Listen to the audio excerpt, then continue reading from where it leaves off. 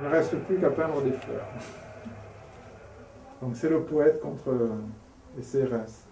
C'est daté aussi, hein, ça c'est mai 68, juillet 68. Ça. Donc c'est fait pendant les événements, sur sa presse. Son père, ce qui est drôle, c'est que son père était commandant de gendarmerie quand même. Et toute sa famille est militaire. Tous ses frères sont militaires. C'est l'artiste de la famille. Le CRS de mai 68. Chez lui, en uniforme, avec sa tapisserie à fleurs et à l'air. On ne pourrait plus faire ça maintenant. Hein. Ça serait mal perçu. Voilà, ça c'est le pavé de mai 68 d'époque. Et Gabriel Paris était sur les barricades. C'était pas un jeune hein, à l'époque, puisqu'il est né en 24, mais il était très engagé.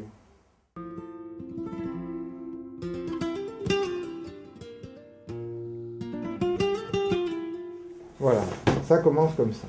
Tête de taureau. Donc Gabriel Paris faisait ça en fait, il faisait des... Voilà.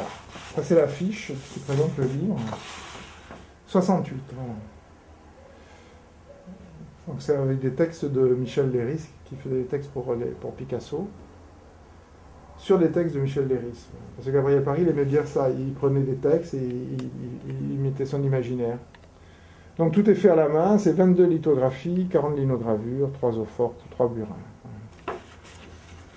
Vers la tauromachine. Voilà, ça c'est très beau, Manon et Manon. Tout le travail, c'est très précis quand même. Donc ces livres, il les vendait à des libraires. On faisait, je me rappelle quand j'étais enfant, on allait dans les Alpes-Maritimes voir les grands libraires et il allait avec un livre sous le bras essayer de vendre un de ses livres aux grands libraires. Et c'est ce qui nous... Et on attendait pour savoir si on allait manger le soir ou pas d'ailleurs. Voilà. C'était un pacifiste, c'est pas un passionné des corridas, mais à une époque il s'y intéressait parce que les artistes s'intéressaient aux corridas pour la couleur, le rapport à la mort, la foule, cette ambiance très colorée, très graphique. Voilà. D'ailleurs c'est assez critique. C'est pas une ode à la corrida finalement. Voilà.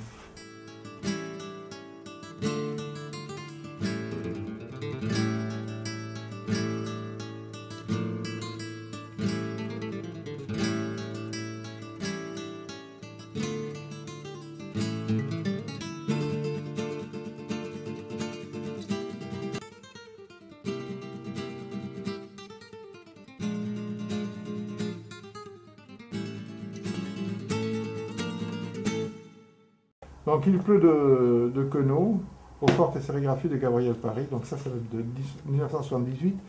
Ça a été réalisé dans son atelier à Lodève. On a une maison à Lodève et l'été il travaillait là. Donc ça c'est un travail très intéressant parce que c'est sur le thème de l'eau et sur la calligraphie. Encore un travail sur le texte et sur la mise en forme du texte en fait. Ouais. C'est super intéressant je trouve. Bon, ça c'est de nature morte, moi j'aime beaucoup, mais bon, je trouve ça c'est un travail, ça c'est magnifique. Il y a quand même toute l'histoire de l'époque, ça c'est quoi, les années 60? Oui, c'est fait en 80, mais le Flytox qui servait à tuer les moustiques, le radiateur à filament, ça c'est un poupon. Et tous ces objets, je les ai retrouvés dans l'atelier, c'est-à-dire qu'ils existent vraiment ces objets. Bon, alors montons dans les hauteurs, dans ce qui pourrait être mon atelier.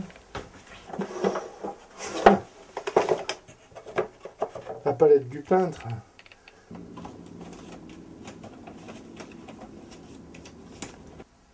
Voilà, ça c'est des cahiers de croquis. Donc il y a toute l'œuvre en fait ici. Voilà, avec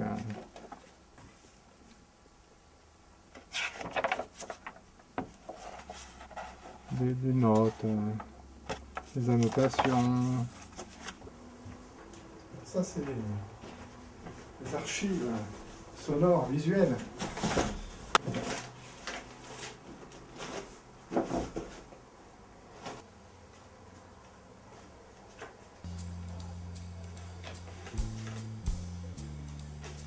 C'est pas bon.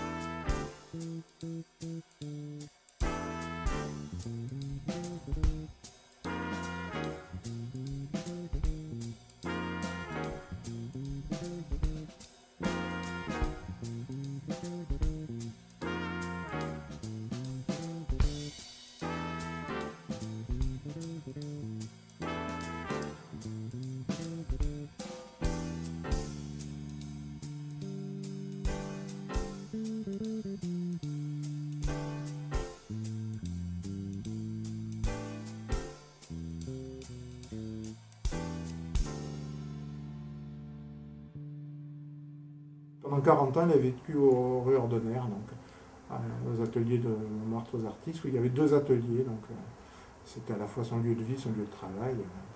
Et puis il descendait dans le sud, où il avait ses origines, du côté du Brissan, Narbonne, Lodève, l'Hérault, Languedoc-Roussillon.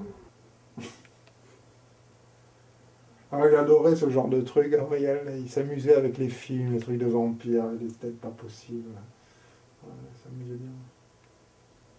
Voilà, c'était la même que tout à l'heure.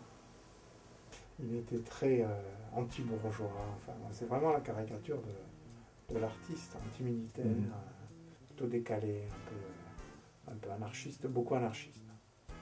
C'est ça son esprit.